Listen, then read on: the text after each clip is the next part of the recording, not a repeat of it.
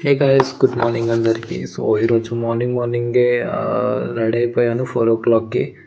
So ఈరోజు మేము ఒక ఫ్యామిలీ ట్రిప్ మీద అయితే బయటికి వెళ్తున్నాము.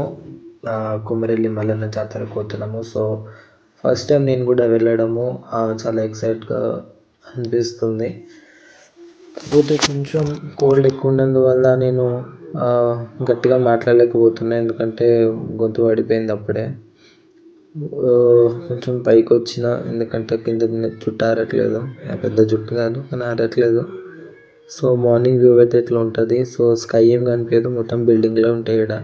సో కొత్త బిల్డింగ్లు కూడా కడుతుంది కాబట్టి కనిపించే కొంచెం వ్యూ కూడా ఇప్పుడు ఏం కనిపిస్తలేదు. బట్ ఎనీవే, సో స్టార్ట్ అయితే అయిపోయాము. సో వీడిని ఈరోజు టేక్ కేర్ చేసేది నేనే.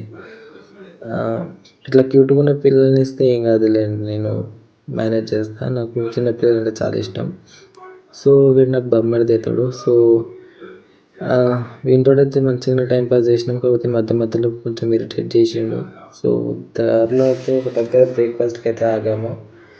సో కొంచెం వ్యూని ఎంజాయ్ చేస్తూ ఫుడ్ని కూడా కొంచెం ఎంజాయ్ చేసాము. So coming to the taste, పర్లేదు. సో ఆ సిచ్యువేషన్కి అక్కడ దొరకడం కొంచెం గ్రేటే. సో నేనైతే దోశ తీసుకున్నా. కాకపోతే నేను ఎవ్రీ టైం బ్రేక్ఫాస్ట్ చేస్తే ఇలానే చేస్తాను. దాంట్లోకి వెళ్ళి కొంచెం తీసుకుని అన్ని టేస్ట్ చేస్తాను. సో మీలో ఎంతమందికి ఇలాంటి అలవాటు ఉందో కమెంట్ చేయండి.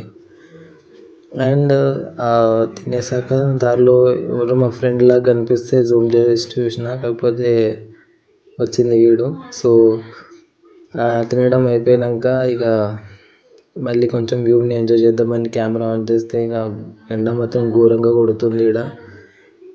అసలు చలికాలం అని ఎవరన్నారో అర్థమవుతలేదు, కానీ పొద్దున చలికాలం ఉంటుంది, మధ్యాహ్నం కాగానే ఎండాకాలం వస్తుంది, సాయంత్రం కాగానే వర్షాకాలం వస్తుంది.